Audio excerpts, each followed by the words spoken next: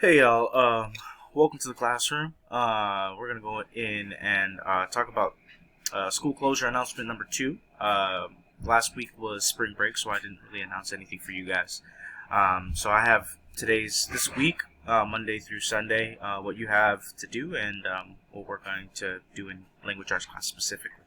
Now I'm gonna try to make this as quick as possible, but as you know, a lot has changed over the week, and so I have my Google Classroom post, and I'm gonna explain all this and post it into the Google Classroom post. So if you have any questions, remember to refer to the video. You can literally click left and right to fast forward or rewind every 10 seconds, and let me know if you have any questions. So first thing we got to talk about, as you know, school's shut down for the rest of the year. So how you're going to be graded is still being discussed by the state, by the district. How grades are being done is still a matter of debate. For now, what's not a matter of debate is school will be continuing. And I want you to remember how this compares with regular schooling. On one level, you might feel like you might be receiving a lot. My question for you is this more than you would be receiving in your regular schooling? Because that's necessary. It's necessary for your education. My next question for you is, do you not like, or would you prefer a set schedule? Now for me, it's really difficult not setting my schedule. I prefer a set schedule, but this gives us the opportunity to make our own schedule, so you don't have to necessarily do your assignments in the day, or you don't have to wake up at 8 a.m., but you do need to wake up and set a schedule for yourself. Not only, I mean, it's the same thing for your physical activity, right? I'm hoping some of us are getting outside for at least an hour a day. Those are things that you have to structure within your week. So my challenge for you, besides classroom activity, is to create a structure for yourself. Because that's going to be the hardest thing in this quarantine is not waking up at 2 p.m. because you stayed up to 3. I'm telling you from experience. Online school. So this is the learning guide. I've linked in the learning guide. When this goes live, you'll see what I'm talking about. Click on this learning guide, and it'll pop up everything that you're supposed to do for your class. Let me give you an example. It has language arts, it has math, social studies, science, PE, health, and all the things that you're taking. So, and it's in Spanish too. So here's that learning guide. Basically everything that's expected from you, posted here, and you can take a look at that on your own time. Where am I?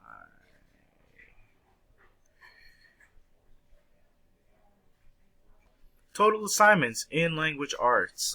You have 2 new assignments that I'm going to post today. Oh, it says April 12th. I gotta change that. April 13th.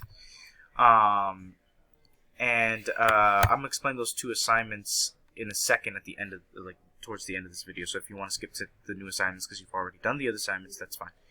Here are the list of assignments with their dates on them. The reason why I put the dates on them is because you can do this cool thing where, let's say I don't remember how to do the top 5 song analysis video. Well, what I'm gonna do is I'm gonna hit Control and F. Control F right here, and I'm just gonna type in March 24. And I posted about parts. Next. Oh, actually, it's MAR. Boom, there we go, MAR 24, and it's right there. And so I'm going to go look through this Google Classroom post. Oh, this is how I do the assignment. Here's the explanation and all of that. I'm just going to put it out there. This is probably going to get graded. All of this is probably going to get graded. And that's looking like what it's moving towards now that we have to continue schooling and now that we have to continue grades. So yeah. If you need to look up assignments, there's a list up there in the post, and I want you to take that and then you just Google it. Control F, Control find it. So, maybe I'll just delete the first so that you can just Control find all of that, because I'm pretty sure that's what it's going to be. And then the assignments are posted on Google Classroom. Yeah. Assignment progress, iReady Awards. 79 students completed at least one iReady lesson. Good job, kind of. We're moving up. That's good. But we need 2 per week. So by the end of this week, what will be graded by you is making sure that you have 8. If you don't have 8 by Sunday, then your grades are dropping. I'm going to start keeping track of this, putting it onto a little tracker. Hopefully something that you can see, because I'm having trouble with Synergy right now because I'm out of the system. Top five. David, congrats. You were the number one completer this week. The others were Luna, Sean, Tyson, and Paul. So, congrats, big ups, shout out to y'all. Thanks for valuing your education even in this off time. You're a boss. Zoom homework help. Here are my regular office hours. All right, Tuesday at 5 p.m., Thursday at 10 a.m. And right now, our teachers are trying to do a whole academy one with all your teachers. So stay tuned for that. But for now, Tuesdays at 5 p.m.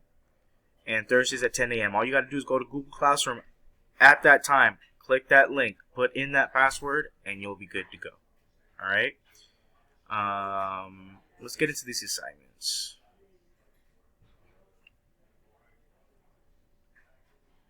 Okay, so it's personal timeline assignment. It's pretty simple. If you think about it, it's really simple. It seems like a lot more work than it really is, because I've already put in this timeline. So what you're going to do is you're going to add name here, right? Your assignment will pop up its own set of slides. And you're going to click on your assignment, not the general set of slides. You'll know because you're able to edit your assignment. You shouldn't be able to edit this. And then here's the learning target. Why are we doing it? So that you're able to map out events over a timeline. Timelines are very important in helping us understand the background of what was going on and how those events, because events do influence people, places, and other events. Events drive us to do things. Events drive places to do things. And how do those events, personal events, affect us? I've written this in the assignment. If you want to share your timeline with your classmates, go ahead and copy the link and put it into the comment of the assignment. Mine is right here. So here are the instructions. Think of 5 moments in your life that you remember most vividly. They could be the most important moments of your life, or moments that are really defining to your identity. They could be happy, sad, frustrating, just the big 5. Like, if somebody were to list the top 5 things that happened to you so far, what would you put down? Put a 6-word summary in a text box along with the date as clearly as you can remember, month and year at least. Create a line to the next text box and put it in another event until you've completed 5 events. And I'm going to write this. Birth date does not count as an event. Because that's going to be one event that you're going to be required to put in just because. Try to extract your events on an emotional timeline. Oh shoot. Was it a positive memory? Put the event up higher. Was it a negative memory? Show the timeline dropping. So here is what you have, and then basically you'll click on this, move it around, and then you'll create your timeline. I'll give you more of an example on that, but here is my example. So I was born November 1912, back in the old days. Yeah. Anyway, I moved. As you can see, there's a longer gap of time here between 1998, because that's a longer period of time. 1998 is close to 2005 to 1912, but I tried my best to do that. You try your best to do that as well. I moved to Red Hill Elementary in 1998, and I was in 4th grade. I wasn't in any grade. I really enjoyed my time there. It was an apartment complex, even though it was like we were making less money and it was a cheaper place. There were a lot of kids around, so that was actually a really happy moment in my lifetime, in my childhood. Then we moved to Seattle. Now, when I moved here, it was exciting to move here, but like it was a new scene. It wasn't Hawaii. I was from an island. Like, moving to Hawaii was hard for me, so I kind of dropped that. Boom. And then Coulon Beach, in the summer of 2005, we used to go to Coulon Beach every day. We were playing football on that field every day, and those were really good memories of mine. But my brother passed away. That's really defining to my experience. In September 2006, I lost two of my brothers on the same month, actually. And then I joined wrestling, which was it helped me deal with that. And then when I graduated from college, like everything, just keeps going up. I have a life full of opportunity, and I'm thankful for that. Blessed. And now, so you're gonna do the same thing. Here, I just created an extra slide so that I could give you an example. There's no extra assignment for you, but so if I said when I was born, I told you I was born November 2001, right? I'm gonna make this small, and you see these right here, these move. So I put this, and it'll attach to this thing right here. If I'm going too fast, I don't care. You know why? Because you can rewind. You have a rewind button. That's something you can do. You know what? I'm going to shorten November to Nov, so that I can do this. Okay? Yeah, you can shape the boxes how you want. I was born in 2001. Let me do this from a middle schooler's perspective. When I was in middle school, what was something that happened to me that, honestly, I remember my first Halloween. I was a bomb. I really don't know what my, Halloween, first grade, it was like October 2003, whatever. And that was pretty cool. That was a pretty dope part of my life. I'm going to go back to this. Bang. And then I'm going to take this line, I'm going to connect it to that edge. And then what was the next event that happened in my life? I remember I got really embarrassed when my cousin beat me up in front of the girl I liked. And I think this was in like 5th grade. So I was like, I'll say February 2004. Okay. And that was a really humiliating moment in my life. So I'm going to drag this box all the way down here. And I'm going to pivot this thing to come down here. Now I hope that's enough to kind of show you how to do this. I've done 2 and it's not even been 5 minutes, right? So bang, you fill this with a 6-word summary or whatever. All right? And so your timeline will end up looking like this. All right? So that's all for the personal timeline. What about this journal, Mr. Tautua? This journal is not going to be that big of a deal. I do want a paragraph or 2. But I want to see, what are you guys experiencing right now? Let's write that down. And honestly, it will be something where, like, long from now, people are going to look for primary sources. You are a primary source. You experience this in your time of life. So, a lot of people have told me, a lot of people who've been around for a long time, this has never happened in my lifetime. So you're recording history right now, and then you're going to just write down what are you experiencing, what's going on. Very similar to the diaries and the nonfiction that we've read in the past. You are going to write that content. So there's some sentence stems here. If you don't know what to write about, I put some things in the sentence stems in the Google Classroom for resources.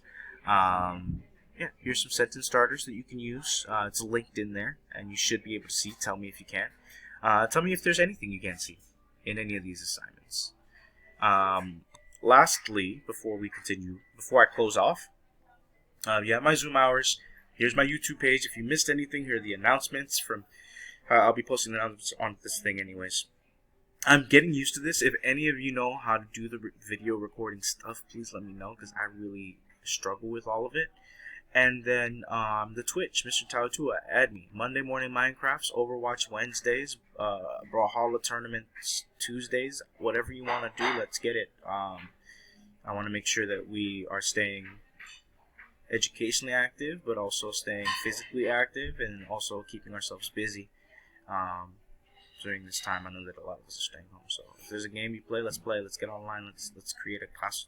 Let's do a classroom community tournament if you want to do it. All right. That's all I got for you guys. Let me know if there's anything I missed, and I'll try to redo whatever it is I need to redo. Reach out to me if you have questions. You have my email. You have my office hours. Anything academic or otherwise, let me know. Till next time, class.